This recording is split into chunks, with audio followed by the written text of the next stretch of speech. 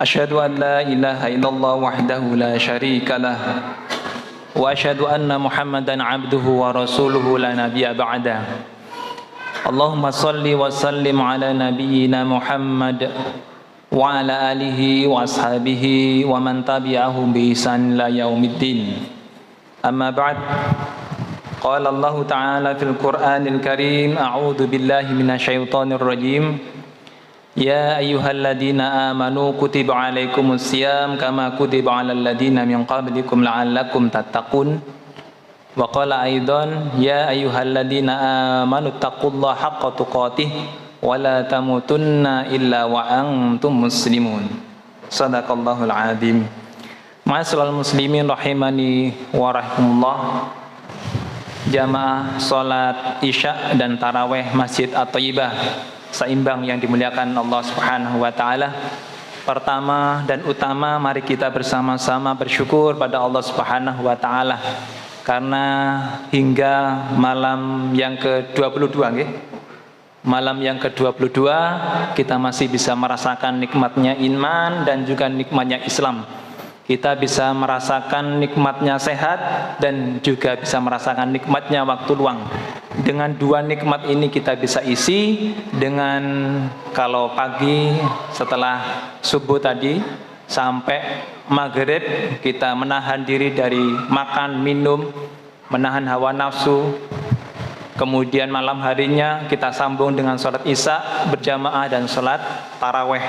Alhamdulillah, sekali lagi alhamdulillah. Kita patut syukuri karena ini bagian dari keinginan kita, karena kita butuh dengan yang namanya Ramadan, di mana Ramadan dilipat gandakan pahalanya, di mana Ramadan merupakan bulan yang penuh maghfirah, bulan yang penuh rahmat. Kita bisa jalani sama-sama. Mudah-mudahan di sisa-sisa Ramadan ini sampai nanti akhir kita diberikan kesehatan oleh Allah Subhanahu wa taala, diberikan kemudahan, kekuatan sehingga kita bisa beriktikaf karena Allah Subhanahu wa taala. Amin ya rabbal alamin. Bapak Ibu sekalian rahimani Allah, tidak banyak yang ingin kami sampaikan karena sudah banyak materi-materi yang sudah disampaikan oleh para ustadz, para duat yang menyampaikan banyak hal. Sedikit saya ingin memberikan inspirasi dan juga setidaknya memberikan informasi dalam waktu yang sangat singkat ini. Yang pertama, kami teringat dalam surah Fatir ayat 32. Fatir ayat 32. A'udzubillahi minasyaitonirrajim. Tsumma awrathnal kitabal ladzina astafaina min ibadina faminhum dzalimun linafsi wa minhum muqtasid wa minhum sabiqun bil khairi biidznillah. Dzalika huwal fadlul kabir. Allah Subhanahu wa taala di situ menyampaikan, kita bisa coba mengambil inspirasi dari surat ini terkait dengan ibadah siam kita pada kesempatan tahun ini. Di situ Allah Subhanahu wa taala menyampaikan kemudian kami wariskan, ya. Kata Allah Subhanahu wa taala kemudian kami wariskan Alkitab. Allah wariskan Alkitab. Ya. Berarti Alkitab ini apa? Al-Qur'an. Jadi Al-Qur'an itu nama lainnya juga Alkitab. Ya. Tsumma awrathnal kitab alladzina astafaina min ibadina, kepada orang-orang atau hamba-hamba pilihan kami, pilihanku.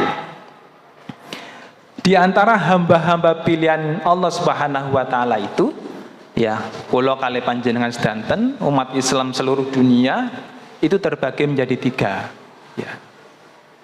Sekali lagi kita bisa mengambil inspirasi dari surah Fussilat Fatir yang 32 ini.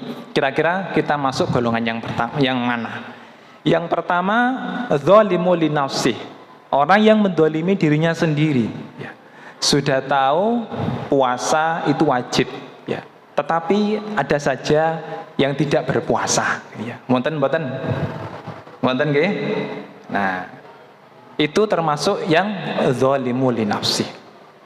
Kemudian yang kedua, muktasid.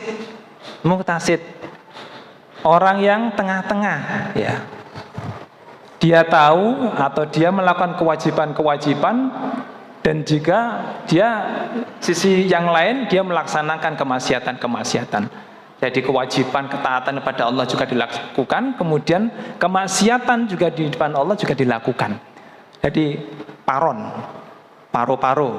Jadi kewajiban ketaatan dilakukan, kemaksiatan juga dilakukan.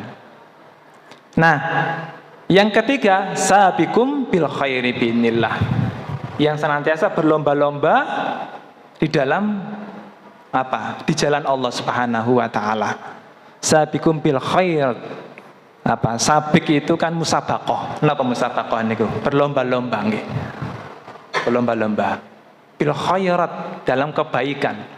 Dia senantiasa terpacu untuk melakukan kebaikan-kebaikan di bulan Ramadan ini. Bagaimana bulan Ramadan ini kita mengisi dengan amalan-amalan kita yang terbaik. Infaknya infak yang terbaik. Ngajinya mungkin dengan target yang baik. Zikirnya dengan zikir yang baik. Apapun atau waktu yang kosong apapun senantiasa kita luangkan untuk berzikir pada Allah Subhanahu wa taala, sehingga kita punya komitmen, misalkan tidak ada waktu yang lewat untuk senantiasa mendekatkan diri kepada Allah Subhanahu wa taala. Pun pula kebaikan-kebaikan yang lain. Nah, ini ciri golongan yang ketiga. Nah, monggo Bapak Ibu semuanya, kita masuk yang mana? Ini introspeksi ya untuk kita, muhasabah untuk kita. Mudah-mudahan di akhir menjelang di akhir Ramadan ini kita senantiasa terpacu untuk memberikan yang terbaik di dalam bulan Ramadan ini, sehingga Ramadan itu akan menjadi bulan maghfirah bagi kita.